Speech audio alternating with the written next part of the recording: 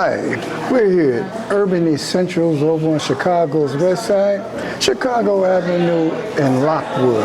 And we've been over here having a wonderful lunch today.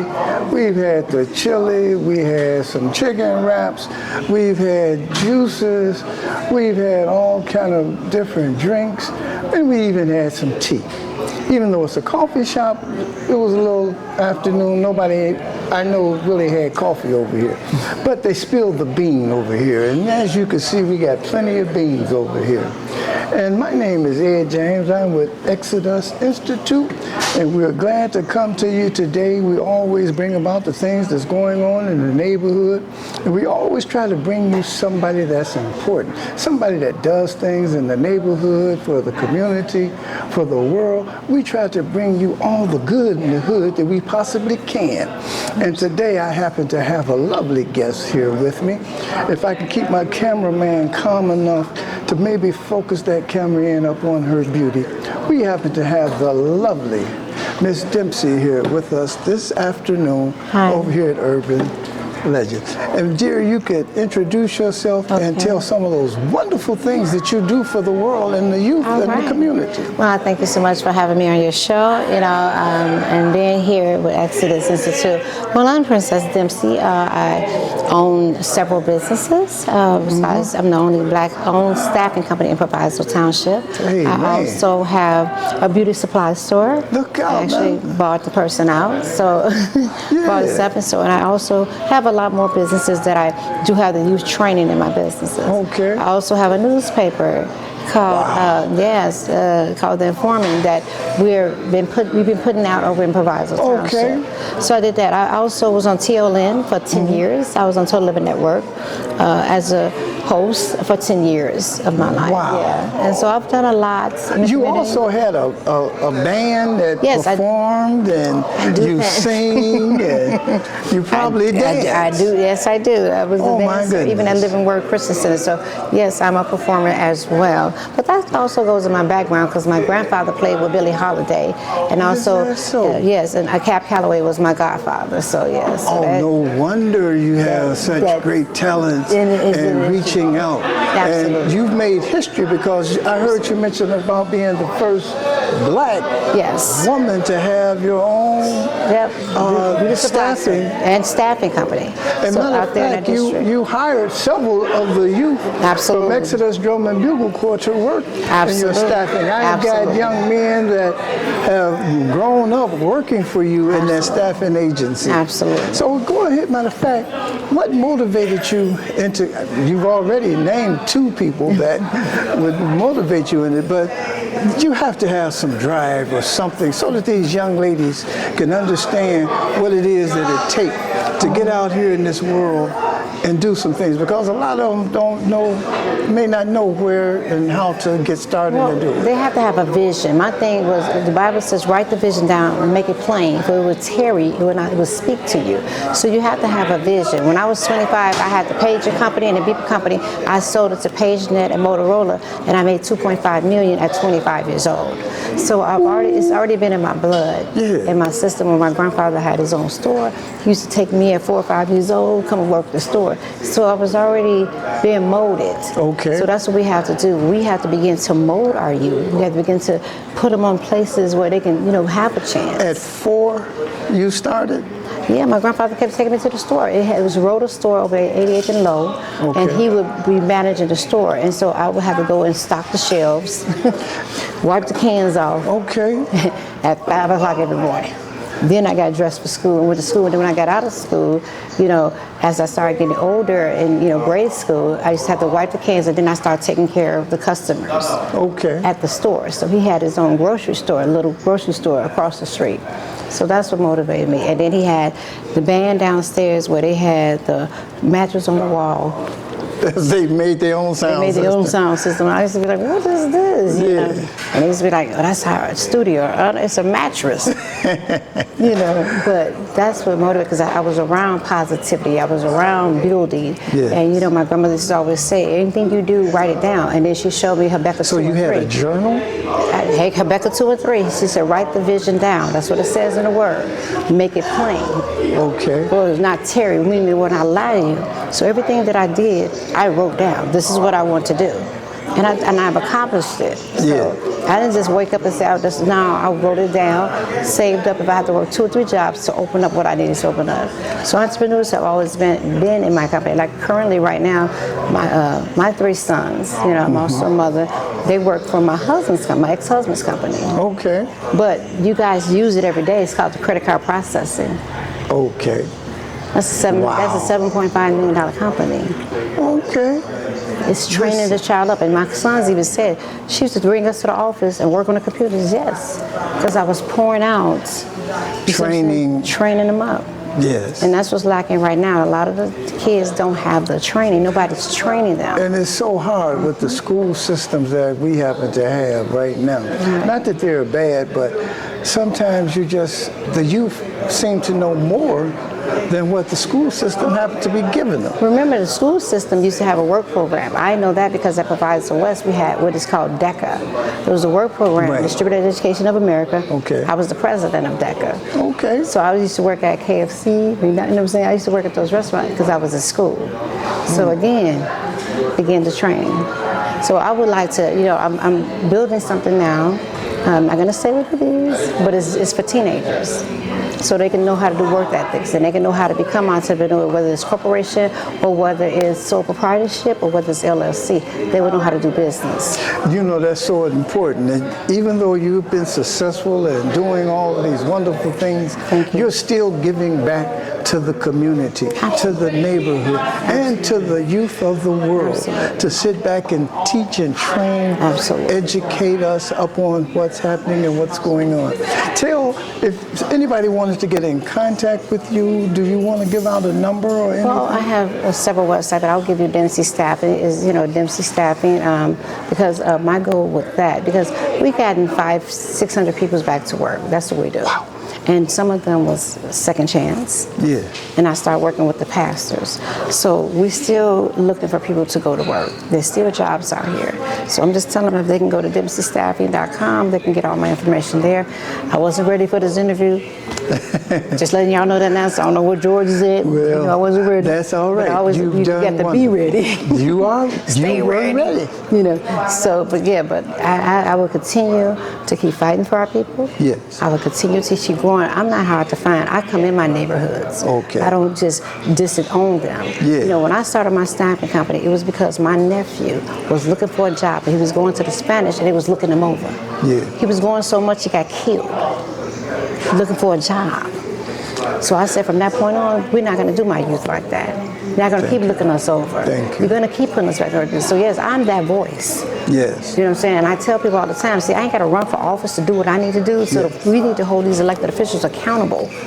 Now, you know, I want to sit back and I want to commend you for your work that you've done in the neighborhood and what you're doing. We call her Princess, but she's a queen to us over here at Exodus. And I want to thank you for coming out. Thank you so much for having me. God bless you and your businesses. Yes. And may you keep on going. All right, I appreciate you. Thank you. We happen to have somebody that's very close to the mayor, and we're so proud to have her. She actually worked with us at Exodus for a moment, assisting us when we did the peace run and some of those other wonderful things. And so we're very happy and glad to hear what Mary has to say. We have Minister Mary Hartfield here with us this afternoon. In her own words, she's going to tell whatever it is that she has on her heart. Is it morning? It's still morning, afternoon. Afternoon. Okay, good afternoon, everyone. Like he said, I'm Mary Hartsfield. Now, I used to belong with Exodus. I'm still with Exodus. That's right. I'm just on leave right now, on sick leave for right now. But anyway, I have been going downtown to get an appointment for the Exodus with the mayor for Jerome and for Ed. So they just kind of been giving us a runaround. Yeah. So we just really upset about that. Because our mayor told us that we was going to be at the table too. So how we going to be at the table and then they tell us that we can't see the mayor? That's right. And we've been trying to get an appointment to see the mayor. Jerome been calling, Ed been calling, emailing. We can't see the mayor. So we trying to get the mayor to come and see what we need. We need things just like the immigrants. That's right. We don't have no problems with sharing with the immigrants, but we know that charity starts at home. And we definitely need. We got a whole lot of needs over here on this west side. Yes, we do. And we want to thank you too, dear, because I understood that you happen to have a little difficulty with some of the police officers down there. Yeah. Where they were sitting back and they kind of wanted her to get out the way or something. And what did you do when because Mr. Altman was still telling you, stay there, fight the police, don't let them push you out the way. You know, go on and you stand your ground. Well, I did, but I know they have to protect our mayor. Just like they protect Ram, we got an African-American mayor, and we want him to be protected too. That's right. So don't drink that coffee that and we know we had one black mayor we believe was poison. So we do not want our other black mayor to be poison. Don't drink that coffee. Come over here and get the coffee from us. And Brandon used to be my commissioner, so I do talk to our mayor, and I do want to be able to have a meeting with him so we can get some money like everybody else. We need money.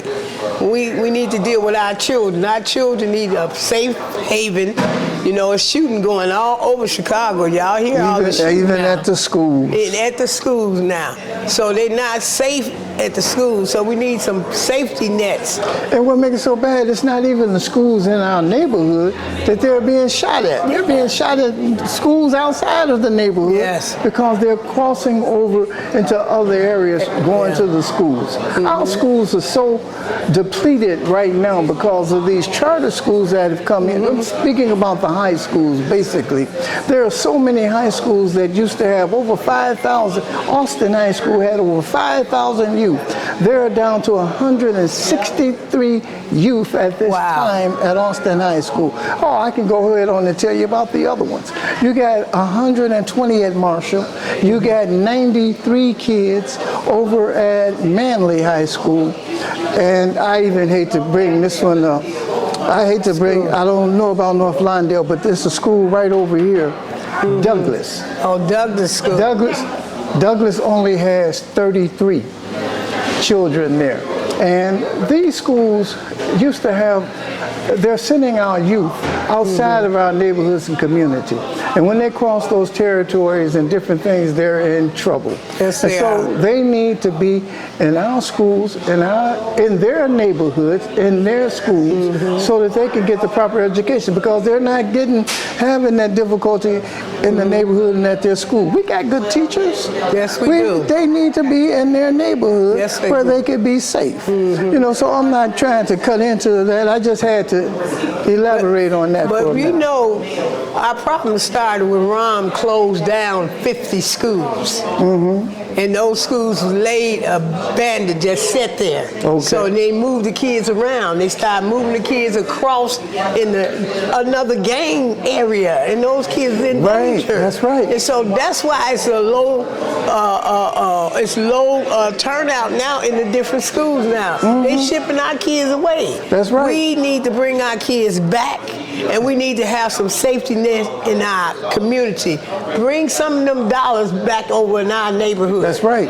And bring some of those programs and so that they can get the proper education. Whereas you're sending them out the neighborhood, we could have the same things right here at our schools. Right. That is their safety net because they're in their neighborhood and the parents are right there in the neighborhood. It's easier for them, instead of taking 3 buses to get to school, a train and an L, to be able to walk to your school where you don't have to spend as much money. You know, it's kind of tight with the money these days. So, you know, that transportation, even though they cut it for the youth and all of that, but it's easier. That's 2 and 3 hours taken out of their life traveling to the different schools. So, and I want to talk about my mentor, which is, his name is Pastor T.R.I.P.S. Pastor T.R.I.P.S. is Brandon and Pastor T.R.I.P.S. are friends. He's the principal of Weston House High School. So, and him being the principal of Weston House High School, and then his children. That's where Brandon Johnson taught at Weston House. Okay. Yeah, he taught there, so they friends. They real close friends. Okay. So he even mentored their children and stuff. So that neighborhood school, I used to live right there. And you see, my son went to Weston House. My oldest child went to Weston House. We need to bring our kids back where they can be safe. Bring them home. Bring them home so they can be safe. Bring the money back into our community. Bring it home. And bring it on home so we can help our children and raise our children to become like Brandon. Brandon became, they never thought Brandon was going to be the mayor of the 4th largest city in the city of Chicago. In this country. In this country. And he used to be with the school board. Right, right. He was a school teacher. School teacher. So, one other thing that you sat back and you've done, Mary, you've been with so many organizations on this west side. You came from, I remember when you were down off of California, was it Sacramento and Madison? There was an organization there. Was that with Congressman? No, Senator Hendon. That was with Ricky Hendon. I worked with the 5th Senatorial District. I was on the Women's Committee. I did a lot of stuff in the neighborhood. And 5th City with Miss Mika Woods, who is, I think she's one of the board members of Exodus. She's one of the board members here. And Jerome, I worked with Jerome with Exodus. I helped start his organization by applying for his 501c3. Miss Pritzy Production. Okay. You know, her organization's been around for like 20, 25 years. They don't acknowledge all these organizations that dealing with our children, but they shipping our kids away from us. That's right. And we the ones can protect them. And you know what? It's so wonderful that you've been with all of those organizations and brought those things. There was another gentleman down there at 5th City with you guys, and he was over at the church. And he was also a part, before it was Exodus, it was Mid-Austin Steering Committee. His name is Edward Francis. Oh, Ed. Yeah. I just heard that Ed passed away. Ed Francis passed, and they'll be having his homegoing shortly. And we're gonna be doing something. We're gonna have the drum and bugle corps. Mr. Altman said he want to have the drum and bugle corps there with them this Friday. I think the funeral is going to be at 10 o'clock.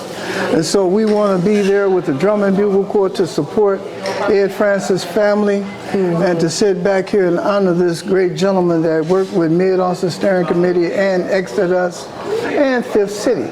And he was also a singer and a crooner. Not to keep too much going, but this is just a shock to us that Ed happened to pass. And so, Mary, go ahead on with your presentation. Yeah, I wanted to just thank God for meeting Ed. I worked with Ed for a long time at 5th City when Miss Mika first became the director of 5th City. And he was one that used to open the doors when we come to 5th City.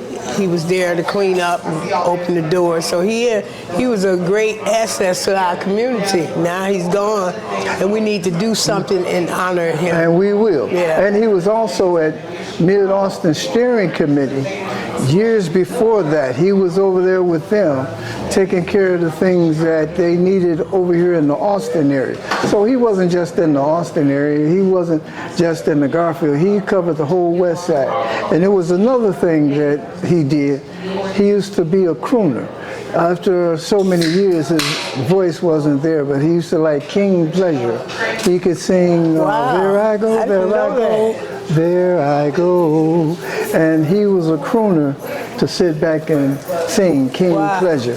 Him and his brother, I was told, he said they used to have a little thing that they would do. Oh, that is great. And not to, we don't want to hurt the family or anything, but we wanted to get it out because there's a whole lot of people on this west side that know your father and your brother and family member, and we wanted to get this information out to them. It's going to be at Our Lady of Sorrow this Friday at 10 o'clock. I think it's at 10 o'clock, and the wake's at 10, and the funeral's at 11. Thank you on that note. Hello, everybody. West Side. My name is Vincent Harris, but to some on the stage or performance level, my name is Vino Amor. And I'm going to come to you with a real nice selection. And I hope you all enjoy it. It's just nothing but a message. We're not getting enough messages in the music that we listen to nowadays. In many cases, it's very toxic. And toxic can be dangerous when it's repetitive. So I want to leave you all with this song that I put together with Earth, Wind, and Fire in a gospel chorale. And it's called Open Our Eyes, because people can see stuff, but they can't really see it because it's spiritual darkness. So get with me, pray with me, and pray for me as I give you my rendition of Open Our Eyes.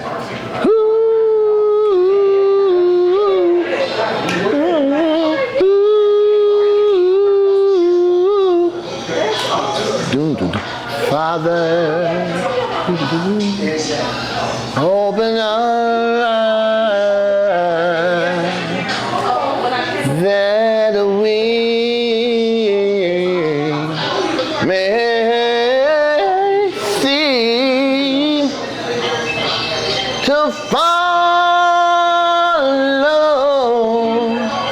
thee, Lord. Grant us thy loving peace, and let all dissension cease. Let all faith each day increase, and Master,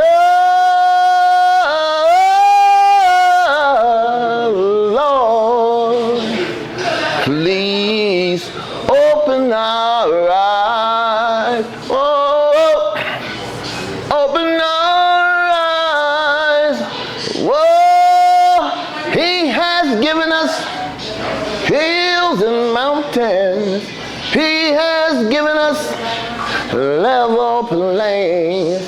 He has given us food and clothing, given us shelter from the storm and the rain.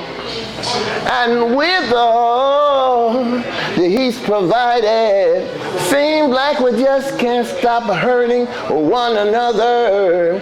Seems like we just can't be contented, always fighting with each other. Look upon us with compassion, and please hear us. Hear us when we cry, and smile down on your helpless children. Oh, and Master and Jesus,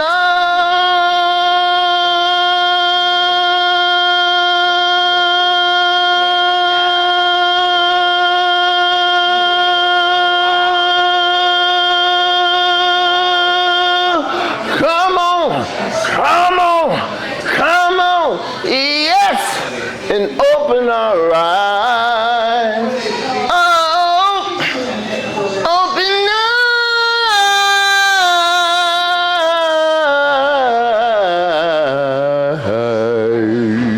eyes. Thank you very much.